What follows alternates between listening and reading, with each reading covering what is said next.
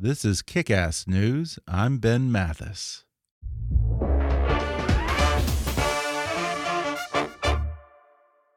Welcome to Good Talk with Anthony Jeselnik, a show so easy to make, it got me back on television. And baby, I hate television. What do you think makes me such a great comedian? Next question. What were you expecting? I thought it was gonna be like your last talk show. Like, I've got a new show, make it look like the one that got canceled. I feel like I'm in the principal's office right now. Welcome to the seance. I'm so flustered. Oh, God. Oh no! Am I supposed to answer these? Congratulations on your continued incredible success. Thank you, and congrats on figuring out how to get back on TV. Hi, I'm Ben Mathis. Welcome to Kick-Ass News. That was a promo for Anthony Jeselnik's new show for Comedy Central, Good Talk. The comedian famous for making audiences uncomfortable takes a turn at making guests uncomfortable in hilarious and often hilariously awkward interviews with friends like David Spade, Nick Kroll, Kumail Nanjiani, Natasha Leggero, and more. Good Talk with Anthony Jeselnik premieres on Comedy Central September 6th at 11 Eastern, and today Anthony joins me on the podcast to talk about his triumphant return to television. He shares how the Saturday Night Live bit Deep Thoughts with Jack Handey inspired his uniquely offbeat style of comedy, the time he auditioned to be the anchor of SNL's Weekend Update, and some pretty smart advice he got from Lorne Michaels on how to write a late-night monologue. Anthony recalls the Comedy Central roast that changed his life and what makes for the perfect roast speech. He discusses the tweet that nearly ended his last show on Comedy Central and what it's like returning to the network for his new series, Good Talk with Anthony Jeselnik. We delve into how Good Talk deconstructs the late-night talk show, why this famously confident comedian never does self-deprecating humor, the power of silence in stand-up, and the one thing that Anthony says is the most important element of good comedy. Plus, how to out-deadpan Tig Notaro, roasting a future president, and the comedic genius of HBO's Deadwood. Coming up with comedian Anthony Jeselnik in just a moment.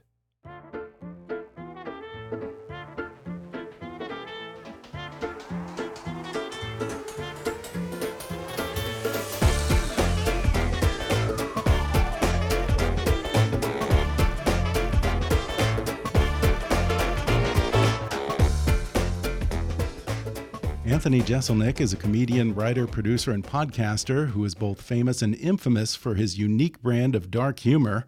He co-hosts the weekly Comedy Central podcast, the Jeselnik and Rosenthal Vanity Project, and now he's debuting his new talk show, Good Talk with Anthony Jeselnik, on which he switches gears from his signature acerbic style for tongue-in-cheek interviews with a few fellow comedians about their careers, their influences, and what it's like to live in his massive shadow. Good Talk with Anthony Jeselnik premieres on September 6th at 11 p.m. Eastern and Pacific on Comedy Central. Anthony Jeselnik, welcome. Thank you. Thank you for having me. I know in the intro I said that you switch gears from your acerbic style, probably because that's what Comedy Central wants me to say in their press release, but I have to say you haven't changed your persona that much for this show. There are times when you're still a little bit of a dick on Good Talk, right? Yeah, that's what we had to say to get guests. Yeah, okay. You know, because we didn't have a pilot, yeah. So we couldn't show anyone what the show's going to be. I'm like, you have to trust me, yeah, and sit across me for half an hour. And even my best friends were very skeptical. So we had to kind of come up with a description of the show that didn't sound like I'm going to roast my friends the whole time, even though that's kind of what I do. And I have to say, I was just talking to one of the people from Comedy Central here, and she asked me what my favorite episode was. And actually, my favorite was Tig Notaro, because I don't know if you knew her well before that. A lot of these are old friends of yours, but it's so deliciously awkward in the sense that I don't know if she knows what to make of you. She seems a little bit confused, and she's trying to kind of play along with what you're dishing out.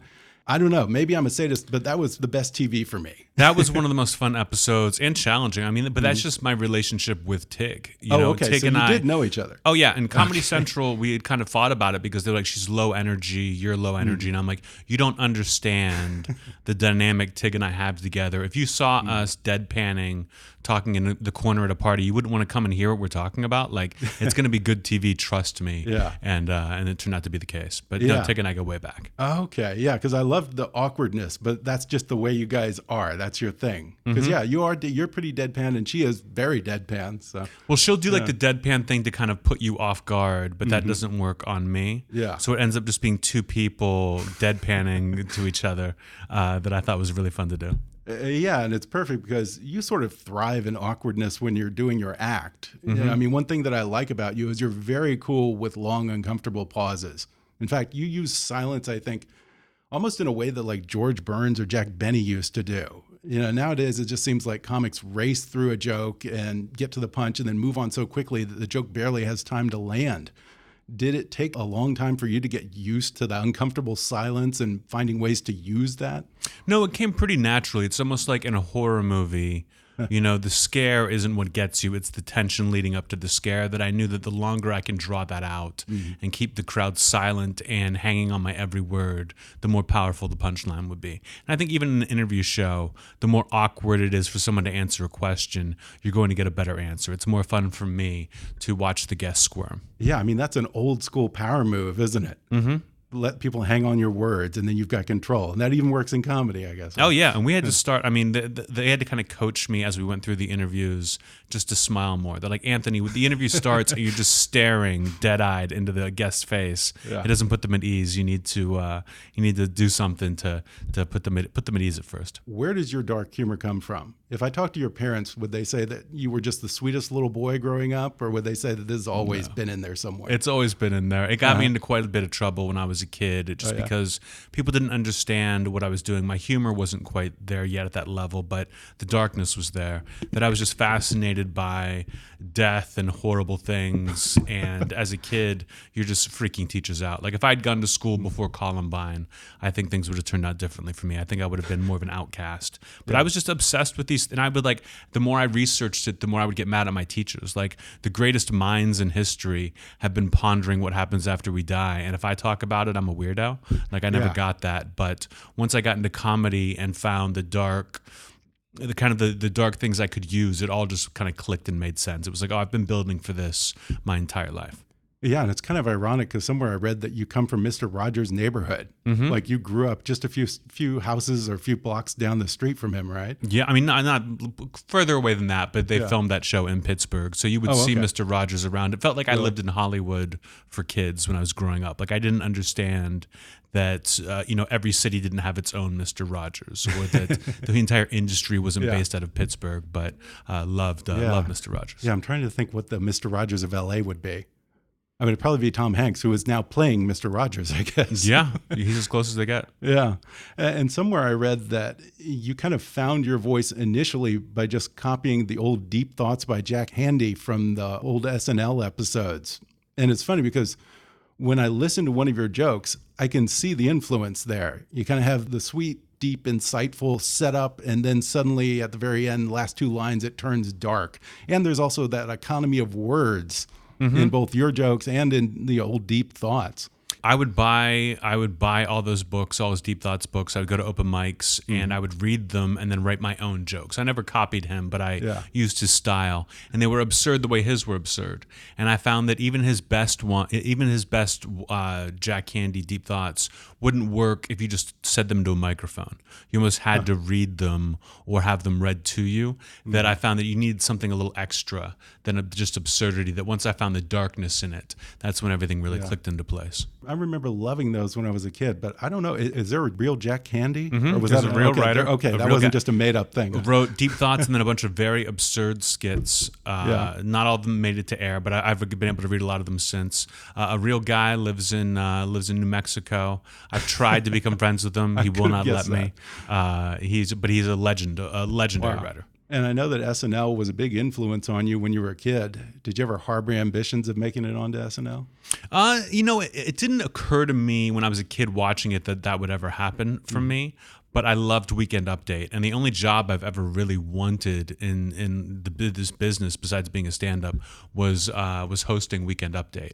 And I got like 5 or 6 years ago. I got to audition, and that was I thought those days were over. That I'd never get that chance, and just getting the opportunity to sit there behind the desk and have the announcer say your name and do your jokes for 10 people who are in there was a lifelong dream. I loved just being able to audition. Yeah, that's awesome because I have had a million people come on who've done SNL or auditioned on SNL, but they've auditioned to be part of the main cast, not the Weekend Update.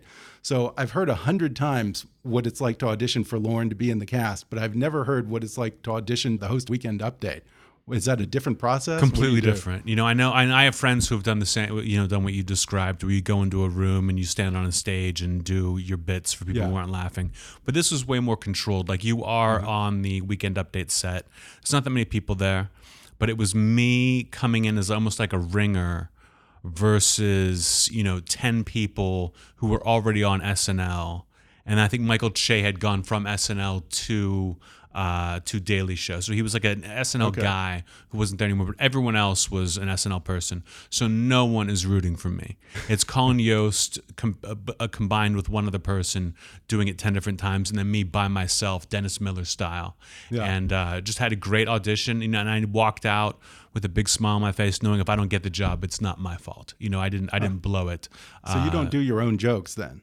They have the jokes for you, or what? They have a big packet of jokes for you to choose from, which is part of the test. You know, see which jokes you actually choose, and then you're allowed to go out and ask friends for jokes. That's part of being resourceful. And then if you write your own, of course, that's great. So a lot of the in between joke things were mine. I had some friends help me out, but I think that was a big advantage for me. Was everyone else was going off the same playbook, and I had my own jokes. So I was getting legitimate surprise laughs from these people who aren't supposed to laugh at you. That just felt great. Wow. And you're auditioning for Lorne, right? He's in the room? Because you also did Late Night with Jimmy Fallon, which he executive produces. When you were a writer on there, did you ever interact with him on that? Once or twice in the very beginning. He would kind of, you don't really talk to him, but he gives you a speech. You know, he kind of imparts his wisdom. One of the best things I learned from him, he would say, you know, it's not so important. We were the monologue guys on Fallon. He was like, it's not so important that Jimmy's funny every night, but he's got to be likable every night. You can tell a joke, and he used this example, you could tell a joke about a retarded person, and the audience might laugh, but afterwards they're like, I don't like him. And you're trying to play the long game. And he would say, the longer you're there, the longer you're there. Like he talked about Conan, you know, struggling week to week in the beginning, and after a couple of years, he was just a mainstay. You know, you just have to kind of keep moving forward as opposed to getting canceled and giving up. And eventually you're just on people's TVs every night, and they're used to it. Now, I noticed on your new show, you don't have a monologue on Good Talk. Was that part of kind of Lorne Michaels' words in the back of your head that, you know, if you do a monologue, you know that you're going to do an Anthony Jeselnik monologue, and then there's going to be that risk that you're not going to get people to love you for 10 years? Sure. I think I kind of avoid that. I think people watch me a little bit to hate me. You know, you get a little bit of that. I just did a monologue on the Jeselnik offensive, my last TV show, and it was the hardest part of the show and basically the least rewarding. You know, you really had to have the jokes stand out. And in today's TV atmosphere, there's a million people doing monologues. So it's hard to find like a great take on a joke. And if there's no news that week, it's really tough. That I thought, that's a lot of why pressure. not just sit with my friend and I don't have to worry about topical. You know, with a monologue, you can't really do one from a couple months ago, whereas we taped all of these quite some time ago just to avoid politics. Yeah. Which is nice. That's refreshing right now. It's the only reason I'm back on TV. Like I've sold, since my last show, I've sold several TV shows and then given them up, been like, take the money back. I don't want to do this anymore. Things are too crazy. TV's too different now. And then I finally found something that I would actually want to do and could ask my friends to be a part of without treading on the friendship. Yeah. You know, it's just show up and sit down and don't prepare anything and we'll have fun. Yeah. Yeah. Now, when you were back on Fallon in the writer's room, was there ever a joke that you fought really hard for that never made it onto the show? I mean, what's the one you fought the hardest for? There was one. There were two that I remember. One was it was a pope or a bishop in Africa said that one day soon there could be the first black pope, and the current pope, Pope Benedict, said, "Yeah, we can have a black pope one day over my dead body." And people were just like, we can't tell this joke. And then I had one that was, you know, it makes sense. And then one that was, a new study says that the pill may not be as effective in obese women. Doctors are telling those women, don't worry about it. And they were like, this is just going to make fat women hate Jimmy. And I was like, I understand, but it's a really funny joke. Now, I know that you're also a big fan of the roasts, and you wrote, and I think you appeared on several of them, and we have another Comedy Central roast coming up soon. I don't know if you're on that one or not, but Did you grow up with that kind of stuff? The old Dean Martin roasts and the Friars? Well, I guess the Friars roast weren't on TV back in the old days. I was kind of introduced a little bit through Dean Martin, but mostly through the Friars Club once they got to Comedy Central. And that just seemed like the most fun thing in the world to me. I'll never forget some of those jokes and just how mean they were. And it really kind of informed my stand-up. Like I wanted to do stand-up, and so people would see me and be like, we got to get that guy in a roast. So I wrote for David Hasselhoff, and that went so well. Then I did the next three. I did Donald Trump, Charlie Sheen, Roseanne, and then James Franco. They were like, I think Anthony's too mean for this roast. And I was like, okay, if I'm not invited to the party, like I don't want to go. And I haven't done one since. Yeah, what was it that James Franco is too likable that they didn't want to go hardcore? Because most of these are Trump, and I mean, sure, nobody wants to hold any punches against someone like that. I think on that one they were trying to class it up a little bit, and they at the time they had like Natalie Portman, Kate Hudson, and then like we don't want Anthony going up and destroying these girls. Yeah, and I was like, I get that, like I understand. Like after a roast, when I would do them, everyone else is kind of like talking and hugging and shaking hands and saying what a great joke, and people avoid me like the plague. Like I'm never oh, it's just Anthony now. People are just terrified of me. Yeah, it's kind of amazing that they were going for Natalie Portman for that. Was she actually on the show? Because I don't remember that one. They all bail. Okay. People say yes to a roast and then freak out and bail all the time. Yeah, because as I recall, like the dais is just the strangest group of misfits. It's like the island of misfit toys. And I especially think back to the Trump roast that you did, because there was like what? Mike the Situation Sorrentino, there's Snoop Dogg, Marley Matlin, and Larry King, who's like kind of propped up in a chair.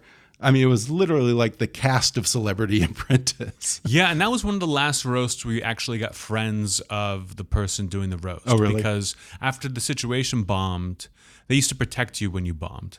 You know, you might watch an old roast and they would cut to commercial and they'd show somebody giving like saying one sentence. And you're like, oh, I wonder what happened with that. That person bombed. So now with the Situation, everyone's on Twitter saying this guy's bombing, and so they had to kind of promote the roast that way. Yeah. And then afterwards, it wasn't just celebrities saying I don't want to be mean.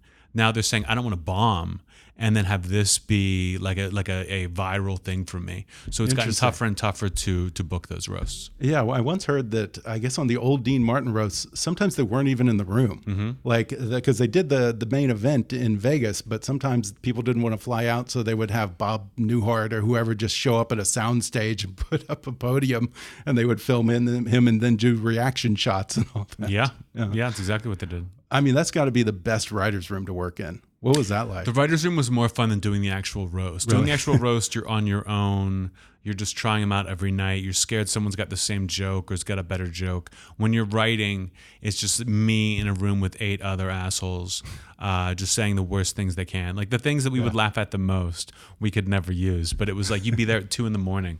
just saying something horrible about Jeff Ross and just dying laughing.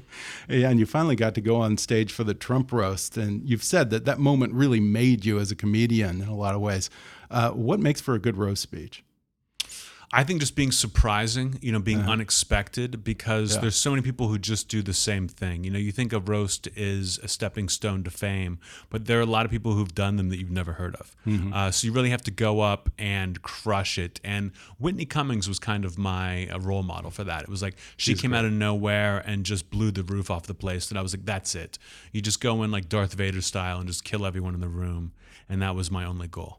Now, when you did the roast for Trump, was he a good sport? Because he's not a good sport about anything now. He has zero sense of humor. I mean, he'd done several roasts on his own. Like Jeff Ross had roasted him several times before that for like private things. But I remember during the roast, they had to go talk to him and say, "You're not laughing." If I tell a joke about Donald Trump and Donald Trump laughs, they cut to Donald Trump. If they don't, if Donald Trump doesn't laugh, they stay on me, and it makes it look like he's having a bad time. So he learned pretty quickly to make it about himself and to laugh a little more and be a good sport. That's so funny. But you could see what hurt him. If you talked about money, that hurt him. Everything else, he was totally fine with. That's funny. Women, he was fine with. Women, kids, anything. Like telling him he had cancer, he didn't care at all. But if you made fun of him failing out of the casino business, he was. Oh man, he was upset. Yeah. We're going to take a quick break, and then I'll be back with more with comedian Anthony Jeselnik when we come back in just a minute.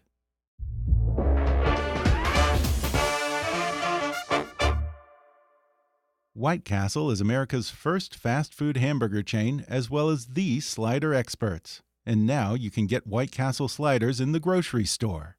Made with 100% beef patties on a bed of steamed grilled onions, they have the same one-of-a-kind taste that White Castle has been serving in their restaurants for years. And whether you're a vegetarian or a meat eater, White Castle sliders come in a whole bunch of tasty varieties for just about anyone to enjoy. Feeling a little cheesy? Just try their cheese sliders. Looking to add a little spice to your life? Just have a taste of their jalapeno cheese sliders. One bite and you'll understand what all the crave's about. Folks, I've been hearing about how good White Castle burgers are for my whole life. And then a few years ago, I was in Chicago one night and asked my buddy who lives there to take me for a real White Castle experience. Trust me, I didn't have to twist his arm.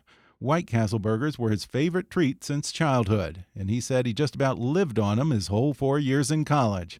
That's the night I got hooked on White Castle's cheese sliders. I'm not embarrassed to say that I probably ate just about a dozen of them that night.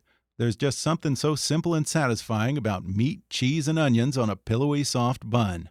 Let me tell you, it was a tough adjustment when I came back to California and there weren't any White Castle restaurants to be found. Believe me, I searched. But now White Castle has come to my rescue with sliders in my local grocery store. Now you know that White Castle burgers are iconic, and their fans like me aren't just going to settle for anything less than an authentic White Castle experience. So I'm thrilled that their microwavable sliders do really live up to the name White Castle. I popped 2 cheese sliders in the microwave, and just 60 seconds later, it took me right back to that night in Chicago so many years ago.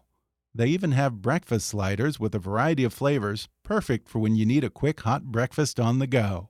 From the castle or the grocery store, you can satisfy your crave anytime with White Castle. Go to whitecastle.com/kick to get $1 off your purchase of any 4 or 6-pack of White Castle sliders. It's a new season. Antonio Brown is on the Raiders, Le'Veon Bell is with the Jets, and Odell Beckham is in Cleveland. But one thing hasn't changed: where you should put your money down on all the games. MyBookie is the place to bet on football every weekend. MyBookie has better bonuses and more prop bets than any other sports book. This year, they're hosting the first online handicapping super contest. First place is guaranteed to win at least $100,000, and it only costs $100 to enter.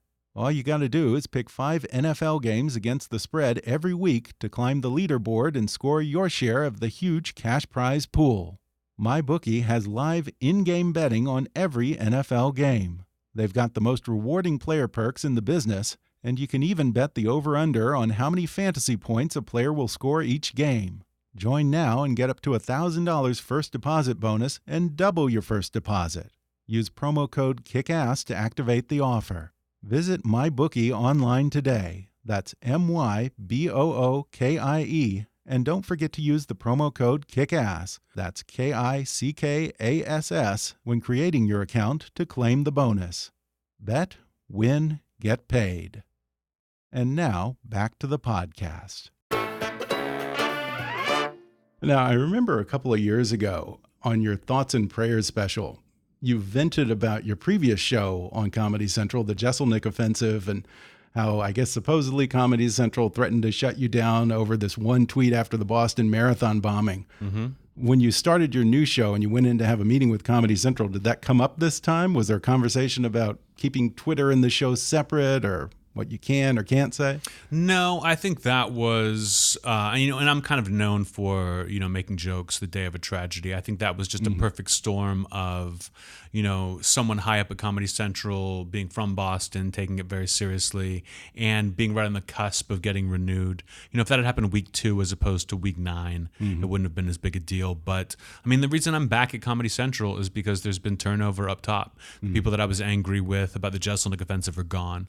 So I thought the only reason I'm coming back here is to do a show that's conflict-free.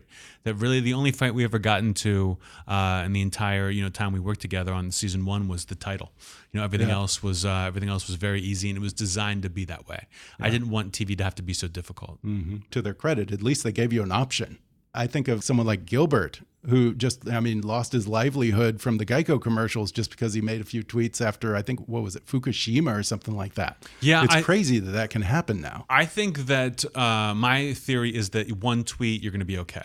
You know, people might get mad, but it's going to be okay. Multiple tweets, you're going to get in trouble no matter what. And Gilbert had multiple tweets. Yeah. I just said the one. I still think it was defensible. It was just one person who, frankly, had no business getting involved in what I do, making the call, which is what upset me so much. What is the secret to your longevity, sort of almost in spite of yourself? I mean, in the age of social media and manufactured outrage and social justice warriors, where people just immediately grab the torches after one offensive tweet, how do you still have a career in this environment right now? I think because I always just live in that environment. You know, it's the guys who want to be like the everyman, and then they want to make a joke about black people. You're like, what is this? But if every joke you say is awful, then you can't really get mad at any of them. And now I'm just the guy who gets to do it. You know, my name is almost synonymous with it, that I'm never worried about, is this too far? I'm allowed to take it too far. Now, with Good Talk with Anthony Jeselnik, I noticed that it's more of an interview format than the previous show. A few years back when you had the Jeselnik Offensive, I read at some point that I guess you initially tested out doing celebrity interviews and then decided to scrap them for more of a panel style. Good Talk is straight up interviews, almost in the vein of like a Charlie Rose or Tom Snyder, Actors Studio type thing. What changed? Are you more comfortable with the role of an interviewer? Yes, I am. And also the interviews on the Jeselnik Offensive would have been like someone who's got a book coming out. It wouldn't have just been a comic that I was like, someone who had someone to plug. Yeah, like I don't need this. But talking to comics about comedy is one of my favorite things that I can do. And I'm lucky enough that I'm surrounded by friends who have been in the business for nearly 20 years. I've been in the business almost 20 years. And I like the idea of, You're that old. 18 in October, 18 years in October. But I think I just don't think there's a comic alive that I can't look in the eye. And that I liked bringing that sort of aspect to the show. We're going to talk about comedy, but we are equals here. As if Charlie Rose was an expert on, you know, everything he talked to, you know, his guest about, that environment or that sort of format just seemed like it'd be fun to break out of. It's such an even stayed format that if you do anything absurd, it really sticks out. That was the most fun part for me. With all these interviews, have you learned anything? You know, it's fun. People keep asking me that, and I feel like I've taught more than I've learned. Oh yeah, and that like of course you do. That I had like one person, because we really think about these questions and why I want to ask certain people certain questions, and like I asked Kristen Shaw, you know, do you think all comedy comes from surprise? And she's like, no. She's like, when I do a bit, it's, you know, me doing this horse dance for 5 minutes, and it's not. And I'm like, well, the surprise is you haven't stopped. You know, the surprise is that you keep on going. That's a surprise. And she's like, oh. And since we've talked several times, she's like, I keep thinking about that. You know, you keep making me rethink the way, like, what my comedy is. And I think that's great. Yeah. And I like the set, because it's not the traditional kind of desk and couch setup of a late night comedy show. It almost kind of reminds me of the old Charlie Rose show where you're around a circular table. And what was that? I think David Spade at one point said that it reminded him of a seance or something. And at first it was just a black curtain like Charlie Rose and then a desk. And they were like, this looks too cheap. We need to like make it look a little better, like a little different. And now it basically looks like my apartment. And another thing that I love about it is that when you're doing the interviews and sort of playing around with some of the traditional elements of a late night show, it's almost like you're deconstructing comedy and deconstructing the whole genre. We throw a little bit of comedy under the bus, you know, when we can. And that was the point of wanting to do clips. I mean, this was originally supposed to be a clip show where I would just have a comic on and introduce clips.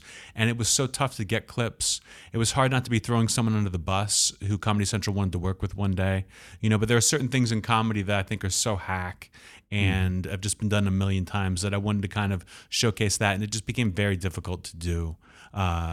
With what we had, that I think in season 2 and moving on, we won't use clips as much. Oh, really? Yeah. I kind of like that. I'll be honest, like, because the clips are always making fun of every comedy from the 80s, making fun of their looks, or just completely dated humor about, I forget, iPods or something like that. But you can only do that like once, really. And then it's like, well, now what's next? You know, after we get rid of those, it was like, I hate when people end a set with a callback.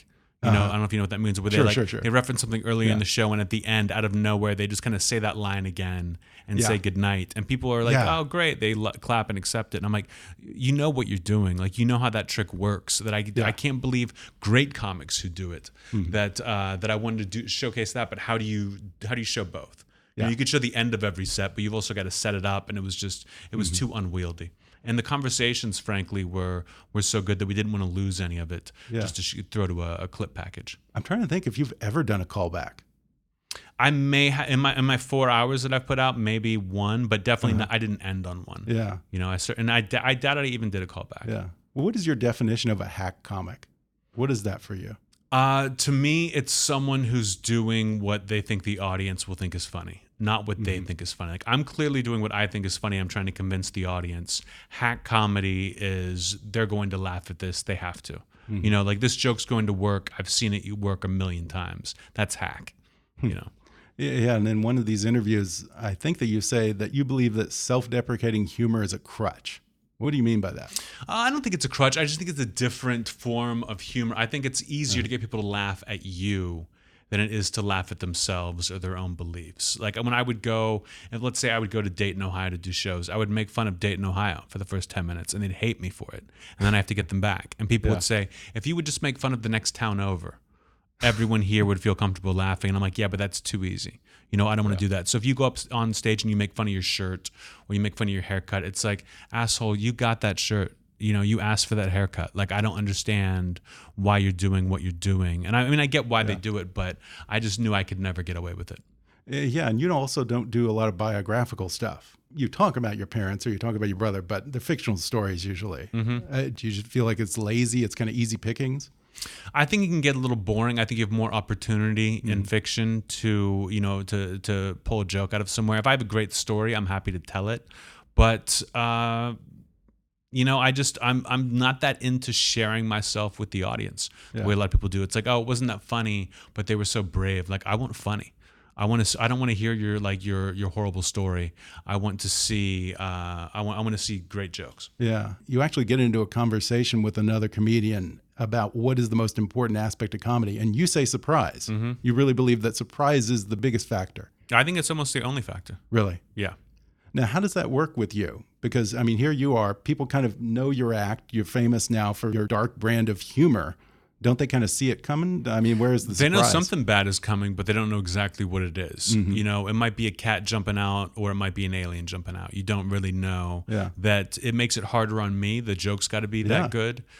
So people know what they're getting. It's not as fun as it was when I was just some, you know, random white kid walking out on stage and dropping these bombs on people. But I still have to make the joke even better just to keep the surprise going.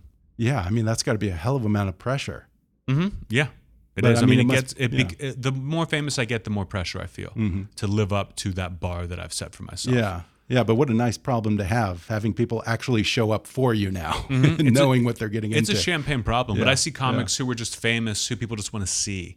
So they can go up and just talk about whatever, and talk about being famous, running into Kevin Hart at the grocery store, and people are happy to buy tickets, but I don't work that way. Yeah. Now, who are the big comics that influenced you? Again, that's another question that I hate to ask because I know that you get it asked it all the time. But please, I'm assuming people that kind of were in the similar Stephen Wright or someone like that. Stephen Wright was huge for me. He was maybe my number one. Really? Mitch Hedberg later on, because I discovered him later on. Sarah Silverman was monstrous for me because I didn't ever thought about being a comic because comics were so uncool. You know, they were just such like nerds that Sarah Silverman was like hot and cool and hilarious and unapologetic that I thought that's what I want to be. Now, you often end with the segment that's called Make God Laugh, where you ask one of your guests to talk about a comedian, maybe someone that they actually knew who's no longer with us. Do you have someone who's that for you?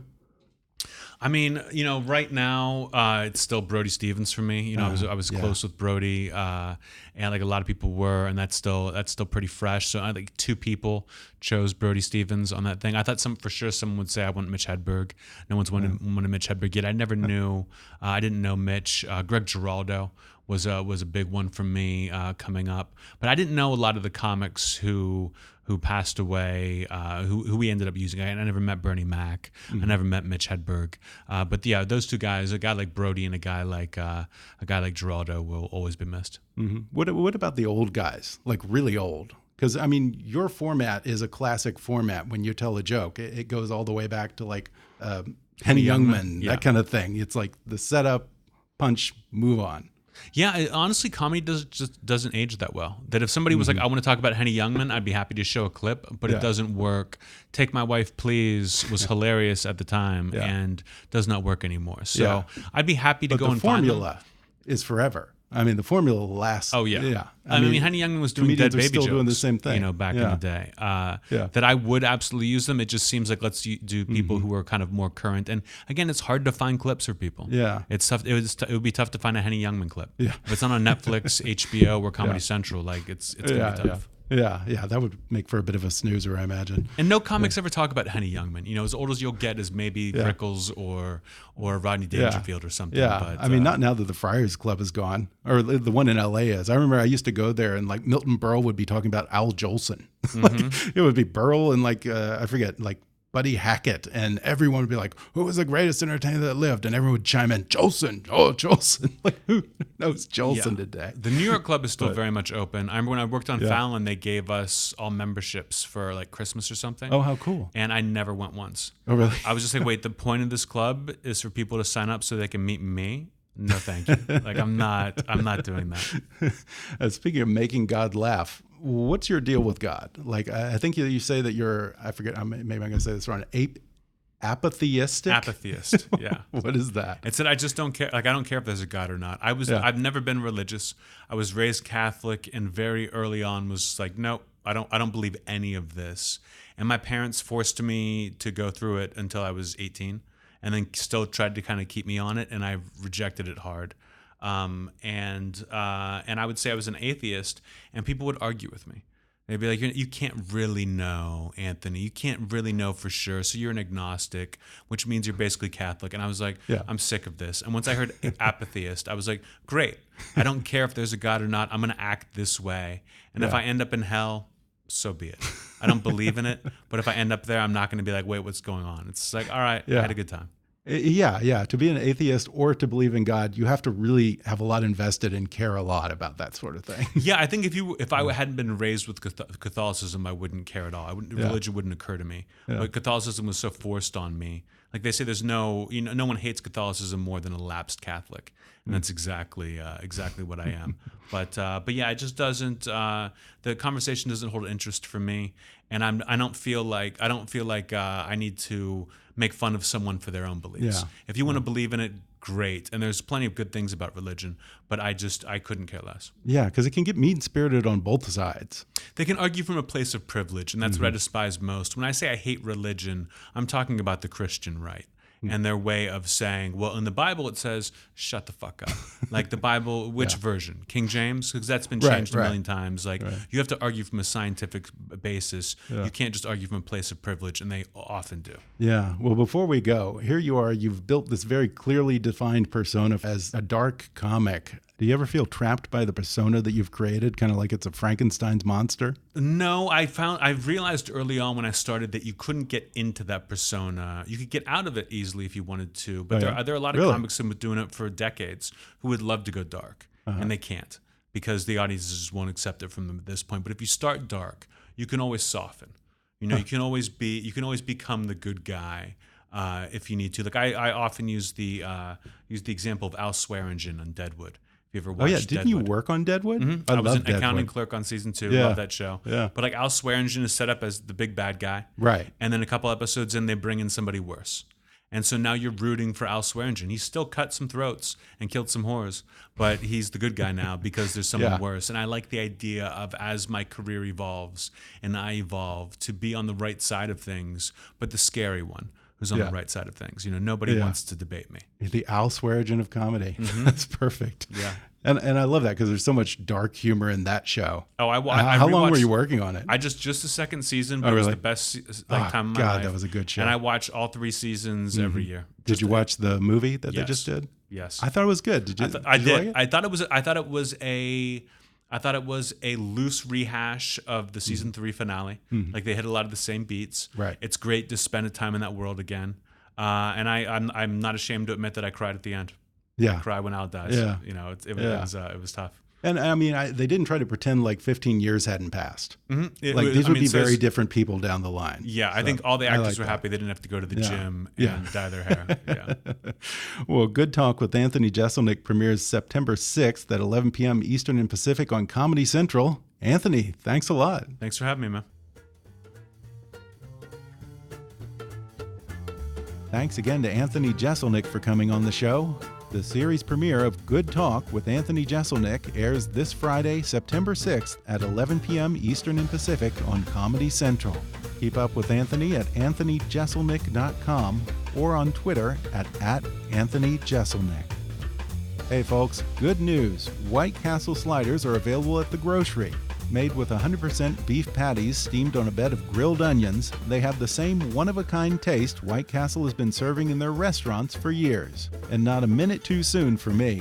I've been craving their cheese sliders ever since I went to a White Castle in Chicago years ago. And their store-bought sliders are the real deal. 60 seconds in the microwave and I'm having that same authentic White Castle experience just like being in the restaurant. Pick up some sliders from the grocery store and make it a slider night. Go to whitecastle.com/kick to get $1 off your purchase of any 4 or 6-pack White Castle sliders. If you enjoyed today's podcast, be sure to subscribe to us on Apple Podcasts and rate and review us while you're there. 5-star ratings and detailed reviews are one of the best ways for new listeners to discover the show.